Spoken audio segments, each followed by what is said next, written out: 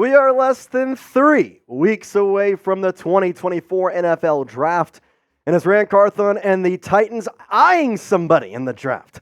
Well, they've had some top 30 visits, to be exact, 6 of them. And here on Titans Today, we are going to go through them player by player, position by position, and tell you what I like, what I don't like, and if that player could be drafted by the Titans. We appreciate you joining us here on Titans Today. I am your host, Jace Andrews, and we are so close to 9,000 subscribers. We need 12 more people. If you are sitting here and you are not subscribed, hit that subscribe button, and that's all I'll say. Just go down there, hit it, and let's get into the show. All right, Titans have had 6 top 30 visits, 1 wide receiver, 1 defensive line, 1 offensive lineman, 1 running back, and 2 cornerbacks. Now, let's start with the obvious position, offensive line. Now, you're thinking to yourself, man, Jace, they've got the number 7 overall pick. We've talked about one guy on the offensive line for pretty much the entire draft cycle. Who could that be? Nobody else than Joe Alt. Alt had his official top 30 visit with the Tennessee Titans. Obviously, you don't really get reports of how it went. I mean, it's not like you're do or die here in these visits, just about to get more info on these players. Joe Alt is one of those guys that you're looking at as the Titans and thinking 7 is where we're going to get him. Is that what you want to do? Obviously, we've heard Brian Callahan, the new Titans head coach, mention how he wants to get playmakers. You're not going to see Joe Alt running to catch a pass. That's just not going to happen. However, he is going to be amazing on the offensive line and could potentially be an all-pro in his first season. Especially since the stats that he put up last year were absolutely insane. 90.7 PFF grade. Dear gosh. 1 sack allowed, 2 hits, 2 hurries, 2 penalties. Joe Alt is a mammoth of a man, and at Notre Dame produced numbers that I could see him being probably one of the best tackles to ever be drafted. And he's a great option at number 7. I feel like that's where we're going here. Obviously, though, there are other options at that position, and the Titans have a lot of, let's say, decisions to make. Because if you look at this draft class, there's 2 things that the draft class has a multitude of, and a multitude of very good players. Wide receiver and offensive tackle. You got Olu Fashanu in there. Talisi Fuanga. You could see him being potentially taken by the Titans. If they trade back, what's going to happen? Are they going to get Malik Neighbors? Is Brock Bowers worth it? The best tight end we have potentially ever seen. It's a lot of decisions for Carthon, but I think he may have already made it. Given the 1 offensive lineman he visited was Joe Alt. He could potentially be the number 7 overall pick.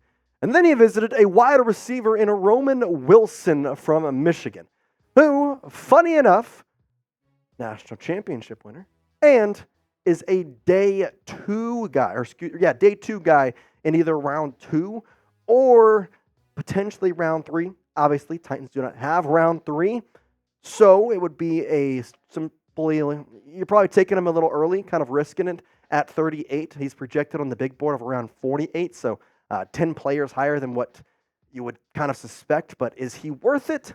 Well, I think that's exactly why the Titans brought him in, to see if he was. 16.4 on the average, 12 touchdowns, and the number I love to see with young wide receivers, 1 drop.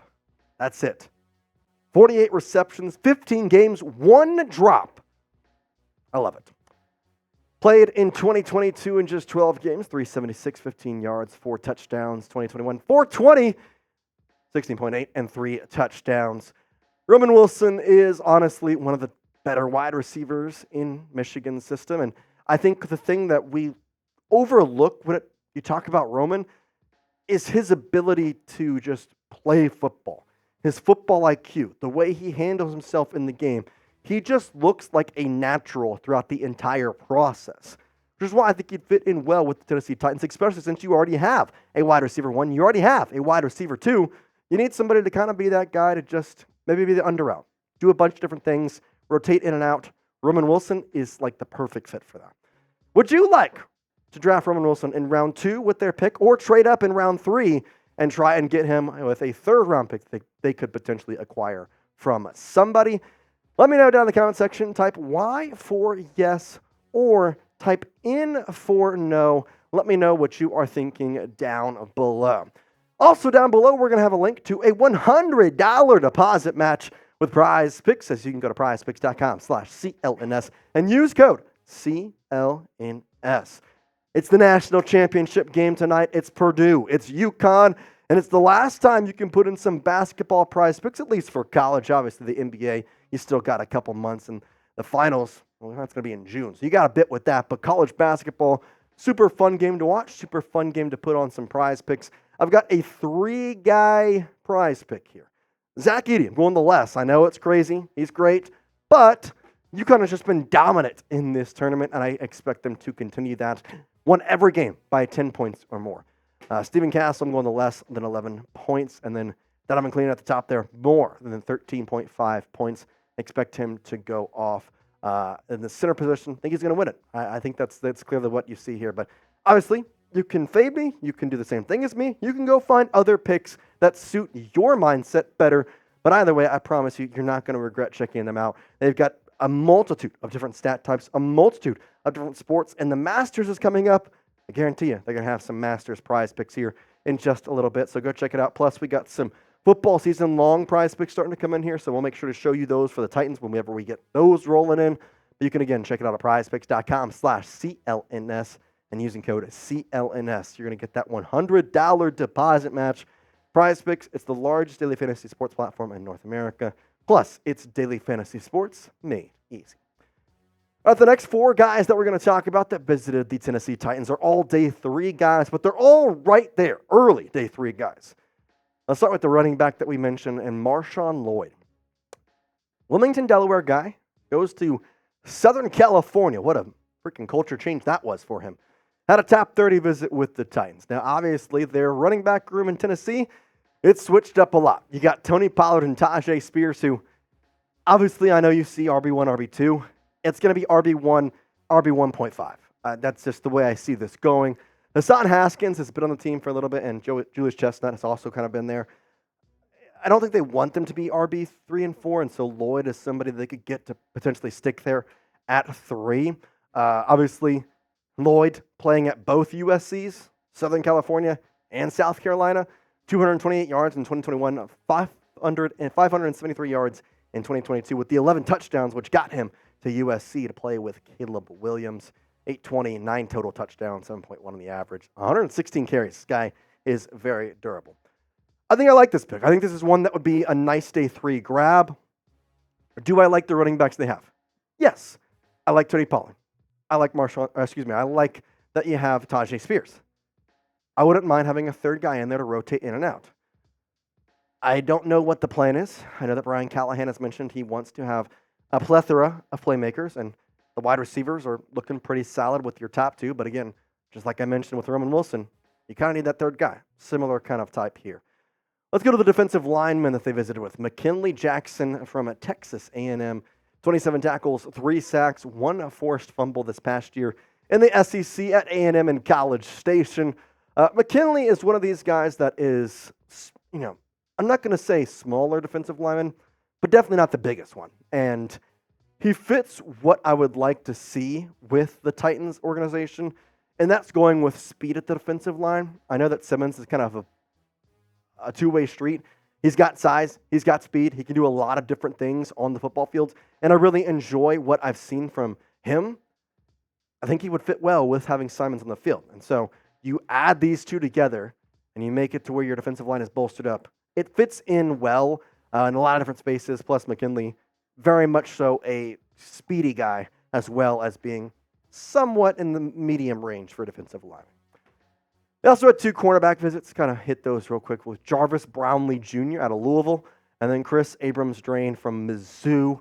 Both these guys, pretty solid in their college careers, a little bit different in terms of the way they play the game. But let's first start here with Jarvis Brownlee Jr., 19 for 37 on the completion percentage, 271 yards, 4 touchdowns, pass breakups 6-1 in the interceptions. The thing I don't like about him is the quarterback rating. 100 quarterback rating is not good for a guy who is playing cornerback. If that's a safety, I somewhat take it with a grain of salt just because that's not your main job to pick up guys off the line. It's to kind of help deep lies. So if you're a cornerback, I'd like to have that cornerback rating a little bit lower. Jarvis, though, throughout his career, played very, very well. 12 pass breakups in 2022 with 2 interceptions, and 66 tackles, one of his better years in college football. That was obviously the year after he transferred from Florida State to Louisville, where he had 51 tackles in 2021 with 3 pass breakups and 2 interceptions. Brownlee Jr., though, to me, is one of these guys who is simply put an athlete. And I think that if you get him with Denard Wilson, you could turn him into a very, very solid cornerback. The thing that I said, though, is these two guys are pretty different in the way they play the game. And so I think whoever they draft, if they do draft one of these guys, it's going to tell us a lot about how they're going to run this defense. Chris Abrams-Drain, obviously a little bit better on the quarterback rating. And I think that's what they're probably going for because you're looking for a rotation guy.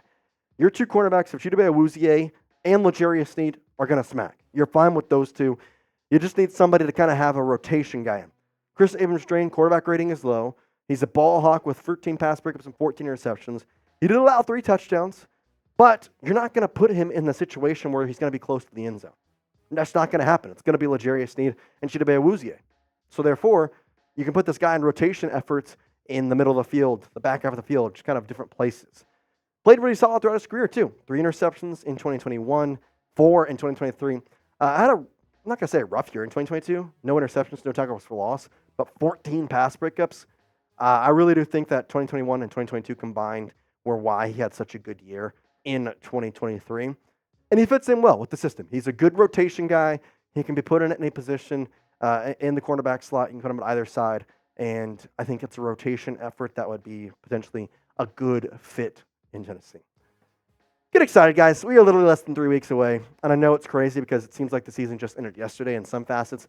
It also sounds like it ended 5 years ago in some ways. So I'm excited to have some, I'm not going to say football back because it's not even close to that, but the draft is kind of that midway point of like, all right, we're kind of over the hump now. We know how teams are going to look. And man, I'm excited to just see the bells ring and Roger Goodell come up on the stage. How excited are you for the NFL draft and the Titans picks in 2024? I want you to let me know on a scale from 1 to 10, 1 being least excited, and then 10 being most excited, or 10, whatever it is. So there you go. Scale it from 1 to 10 and let me know. If you made it to the end of the video, I certainly do appreciate it. We here at Chat Sports, Cullen included, all put together the best product we hopefully can, and we're hoping you enjoy it. So if you do me a favor, hit that subscribe button, leave a comment, and just say what you like about the show, and hopefully we can look at them and we can do more shows of what you like because you're the reason we're doing this show, nobody else. We appreciate you as always, and Titans fans, you know it, you love it. Tighten up and peace out.